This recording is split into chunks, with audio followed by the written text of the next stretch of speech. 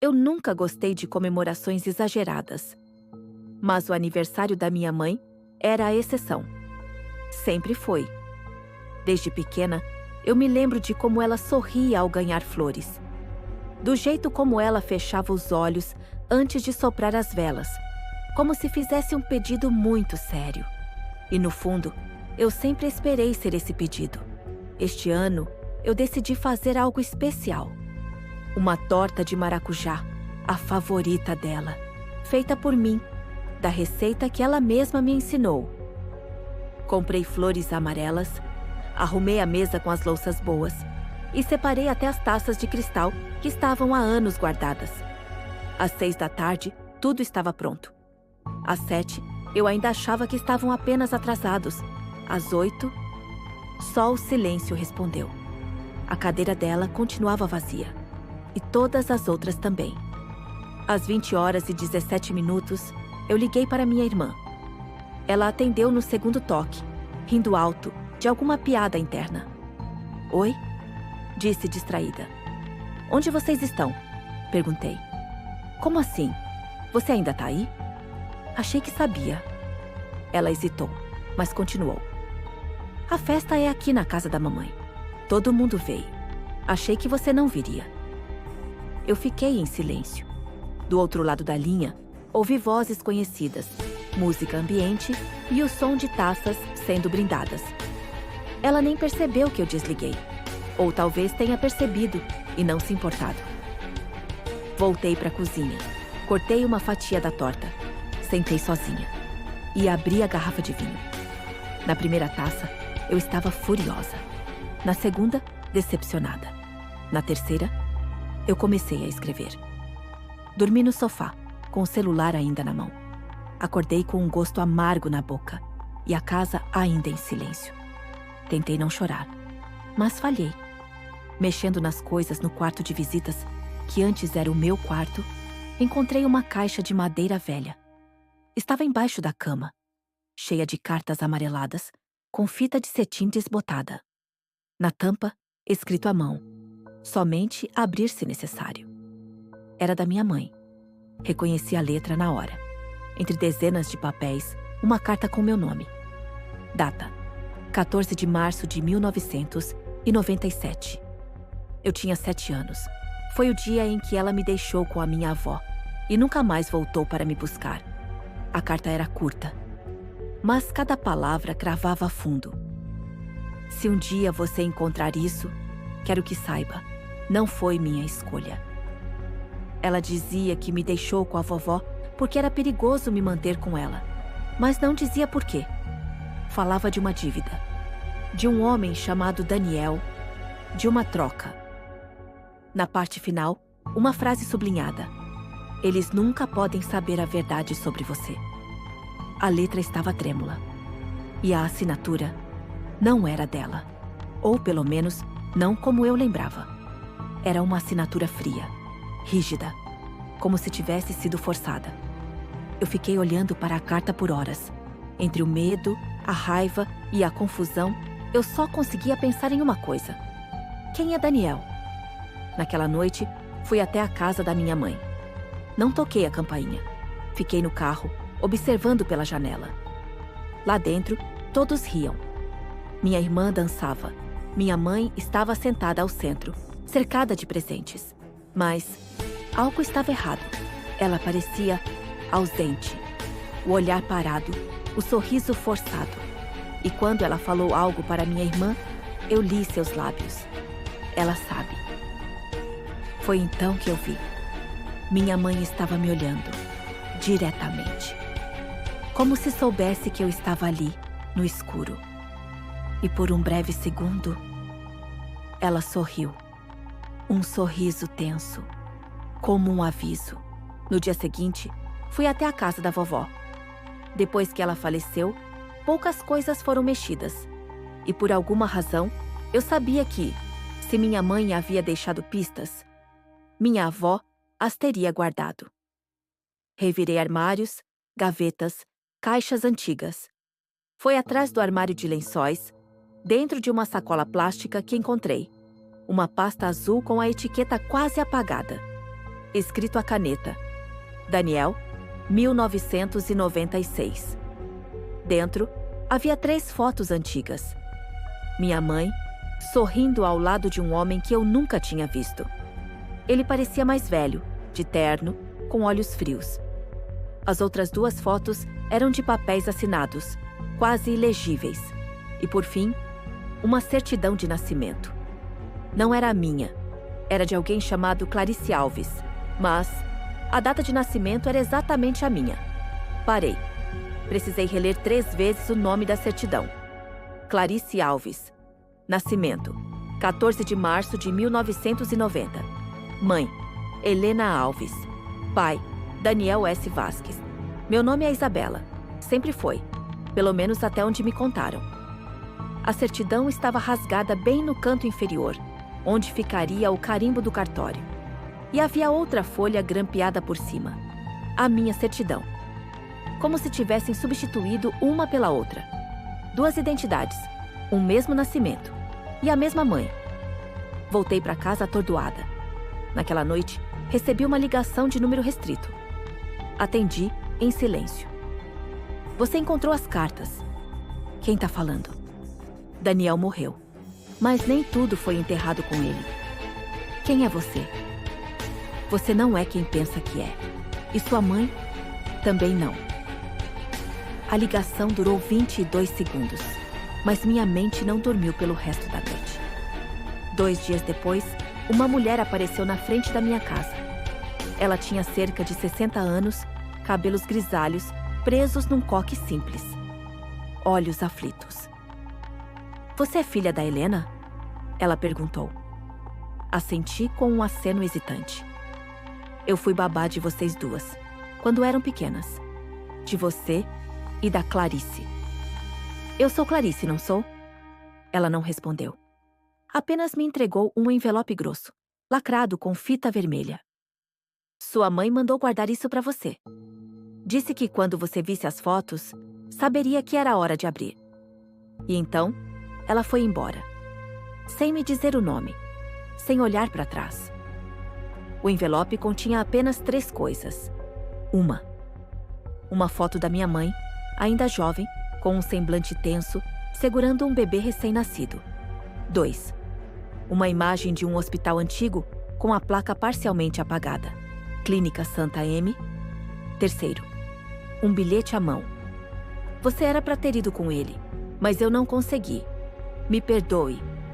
Quando eu morrer, siga as instruções atrás do quadro do meu quarto. Voltei à casa da minha mãe no domingo à noite. Ela estava dormindo no quarto, sedada. Segundo a cuidadora, por causa das fortes dores nas articulações. A festa havia passado, os convidados sumido. Ela estava frágil.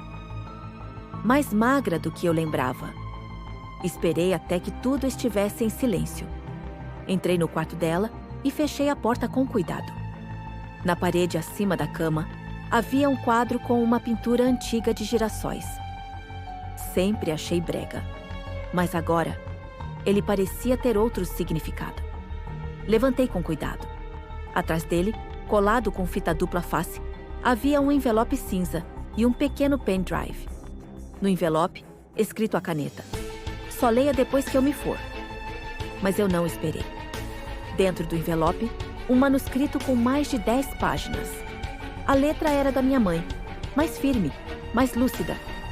Ela começava com uma frase que me tirou o fôlego. Isabela não é o nome que eu te dei. As páginas seguintes contavam tudo o que ela nunca teve coragem de dizer. Daniel, o homem das fotos, era um empresário poderoso e cruel. Minha mãe foi amante dele por quase 2 anos. Quando engravidou, ele mandou sumir com o bebê. Mas ela fugiu. Se escondeu na casa de uma parteira conhecida da família. E lá, eu nasci. Como Clarice. Mas pouco depois, Daniel descobriu. E ameaçou matar a mim, ou minha avó. Ela fez o que conseguiu.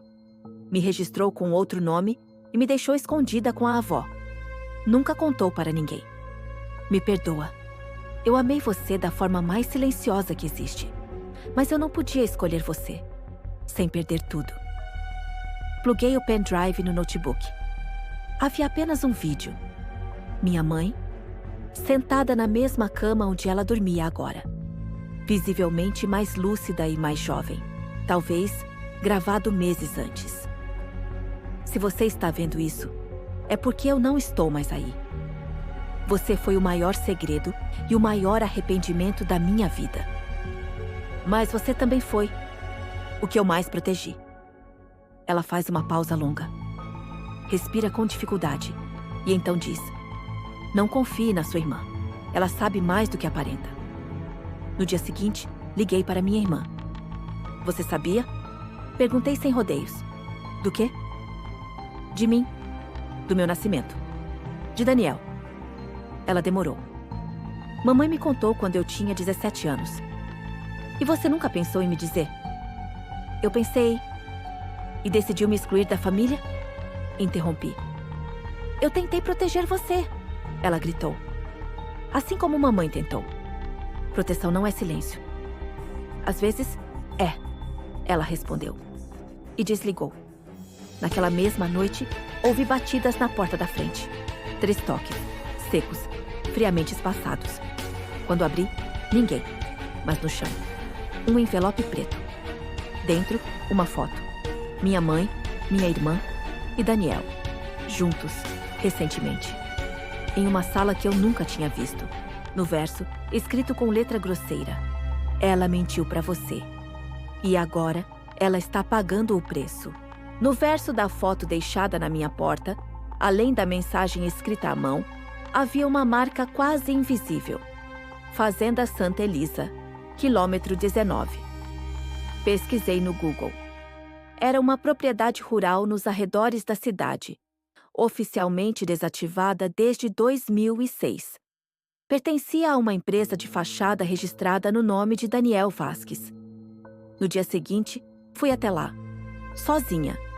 A estrada de terra estava coberta de galhos secos.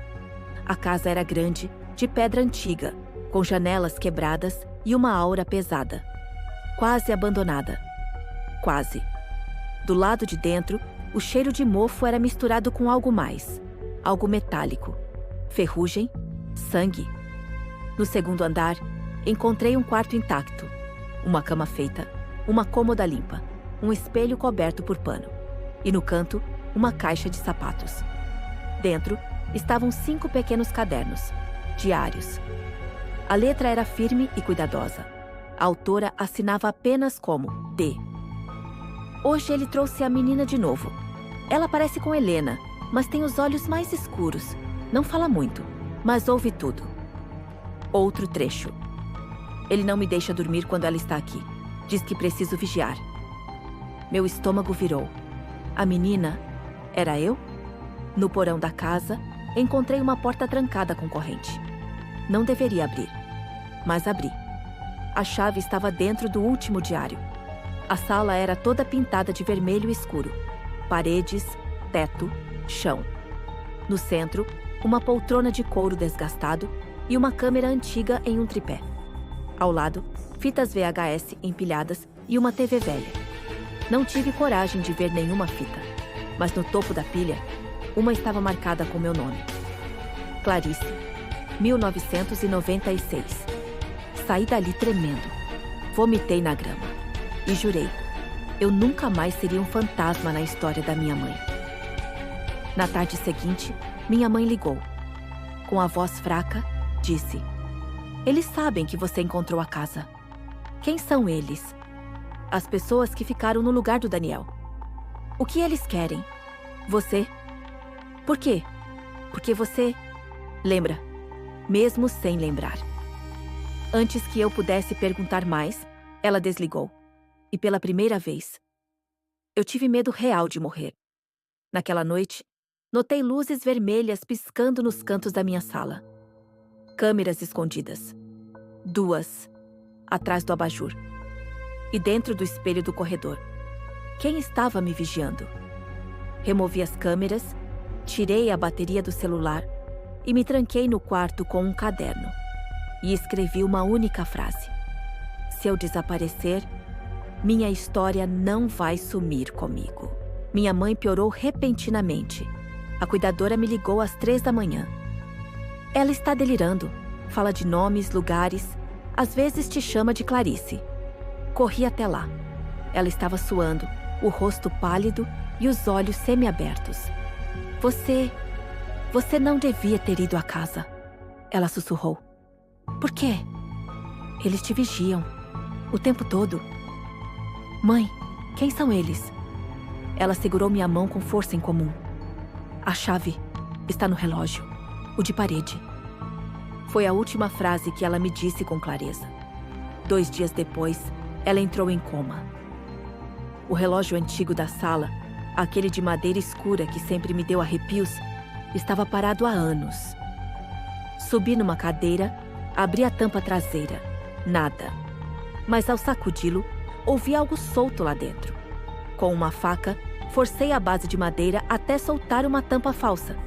Dentro, uma chave dourada pequena. E um bilhete dobrado. Se você chegou até aqui, já sabe quem é. Agora descubra o que merece. Atrás do bilhete, coordenadas numéricas e uma sigla. A. 1998. A era o nome do antigo advogado da família. Antônio Arantes, aposentado, vivendo recluso no interior. Dirigi até a cidade onde ele vivia. Ele me recebeu desconfiado. Você é Clarice? Não. Eu sou Isabela, filha da Helena. Ah, então é você. No fundo do escritório dele, havia um cofre antigo. A chave que encontrei servia perfeitamente. Dentro, havia 2 envelopes. Um com o selo do cartório. Outro com um único nome escrito à mão. Clarice. No envelope do cartório, havia um testamento. Data: 1998. Minha mãe ainda era jovem.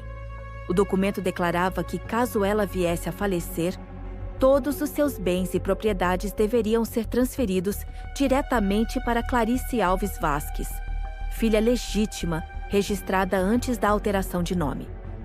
Ou seja, eu. O outro envelope continha cartas da minha mãe, com relatos de violência, chantagem e ameaças feitas por Daniel. Ela guardou tudo, esperando o dia certo para deixar o mundo e me deixar pronta. Na semana seguinte, minha mãe faleceu. O velório foi silencioso. Minha irmã não me olhou nos olhos. Mas durante a leitura do testamento oficial, aquele que todos achavam que conheciam, o advogado Arantes levantou-se. Antes de prosseguirmos, há um documento mais antigo e legalmente prioritário.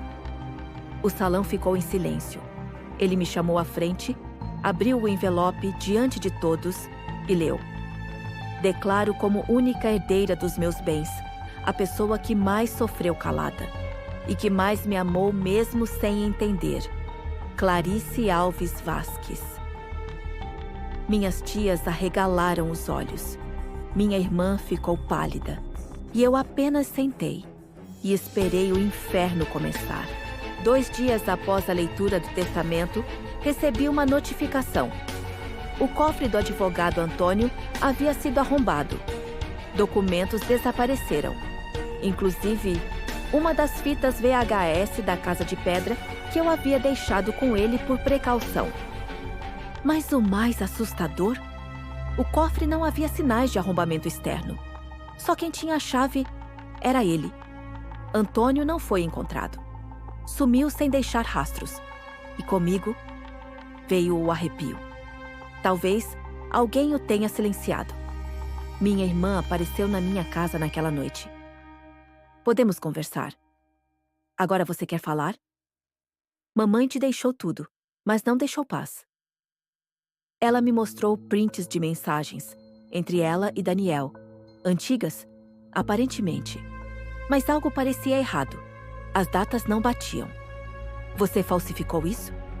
Não, mas sei quem pode ter feito. Por quê? Ela suspirou. Porque você não é a única com sangue dele. Fiquei em silêncio. Somos irmãs por parte de mãe, mas ele também era meu pai.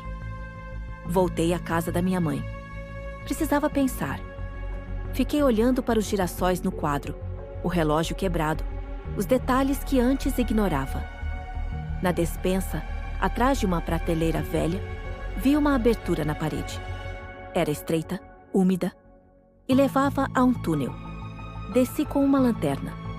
Os degraus rangiam, como se não pisassem neles há décadas. No fim, uma pequena sala subterrânea, com caixas de papéis antigos, uma máquina de escrever. E no centro, um quadro com rostos, todos ligados com linhas vermelhas. Minha foto estava ali, no centro, e ao lado, escrito à mão: "Ela sabe". De madrugada, acordei com o som de algo caindo no corredor. Peguei o celular. A câmera interna tinha sido desligada, mas uma mensagem apareceu na tela bloqueada. "Você está escavando demais. Quer mesmo saber o que sua mãe fez por você?" Fui até o corredor. No chão, um envelope novo. Dentro, uma gravação de voz em um pendrive. Coloquei para tocar. "Ela matou por você. E faria de novo." Minha respiração travou. A voz era da minha mãe. No enterro, pedi para ficar sozinha por alguns minutos, diante do túmulo.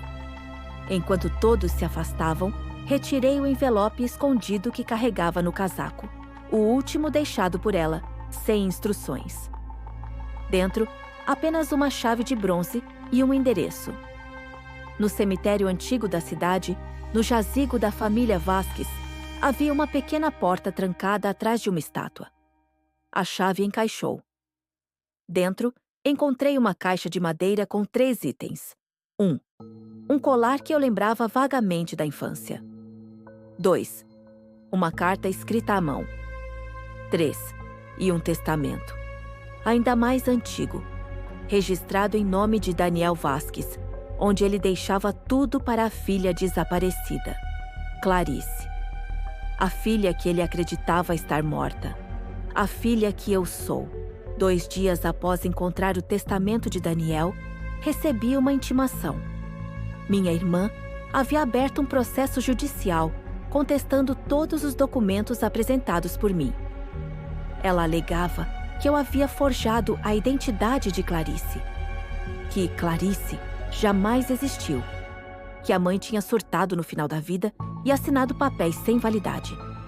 Os advogados dela pareciam saber exatamente onde atacar.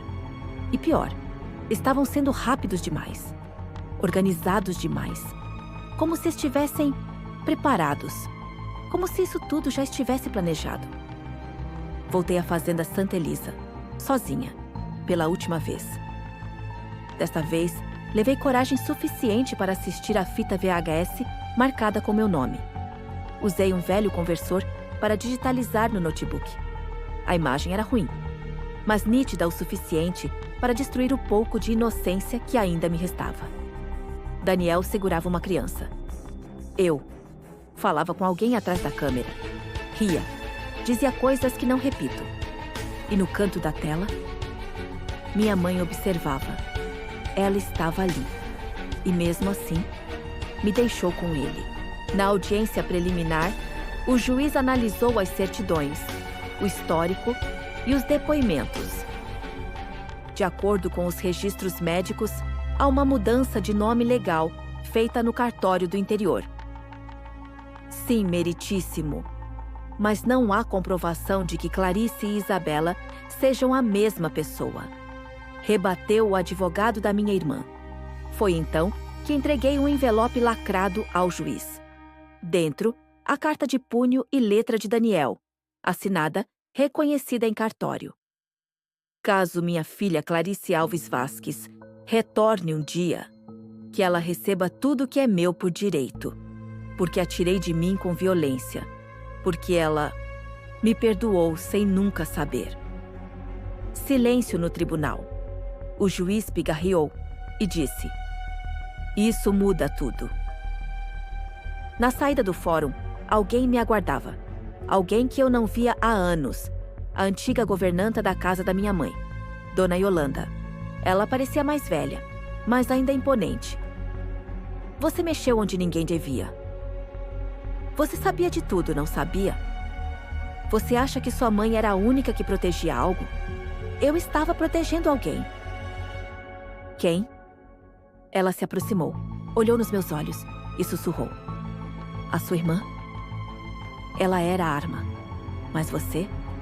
Você era o alvo. Na manhã seguinte, recebi um envelope preto embaixo da porta. Dentro, um HD externo com apenas um único vídeo. Minha mãe, gravada nos seus últimos dias lúcidos. Se esse vídeo chegou até você, é porque tudo veio à tona. Se sua irmã contestar, entregue esse material às autoridades. Há segredos que matam e há os que libertam. Mas os mais perigosos são os que foram enterrados junto com o amor. Ela olha diretamente para a câmera.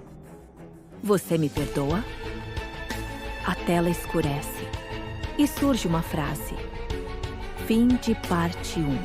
Levei o HD com o vídeo final da minha mãe diretamente à delegacia. Junto com ele, anexei as cartas, os testamentos e cópias das gravações encontradas na fazenda. O delegado olhou tudo em silêncio.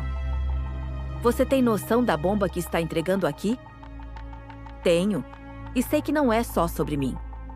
Vai dar entrevista? Não. Eu só quero que... Parem de fingir que isso nunca aconteceu. E sua irmã?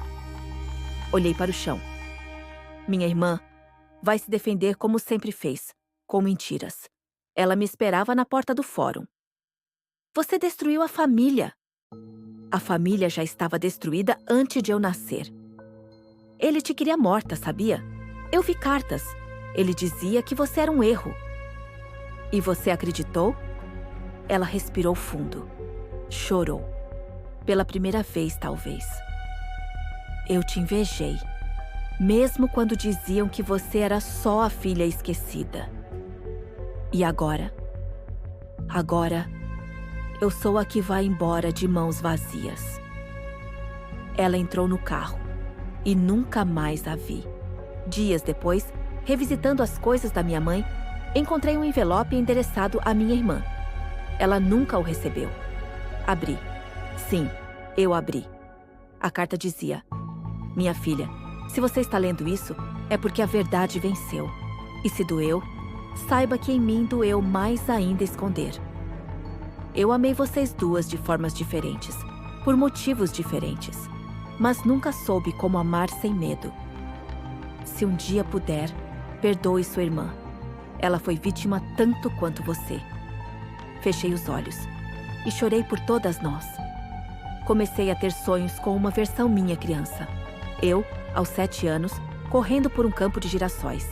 Aos poucos, os girassóis viravam relógios parados. E no centro do campo, minha mãe.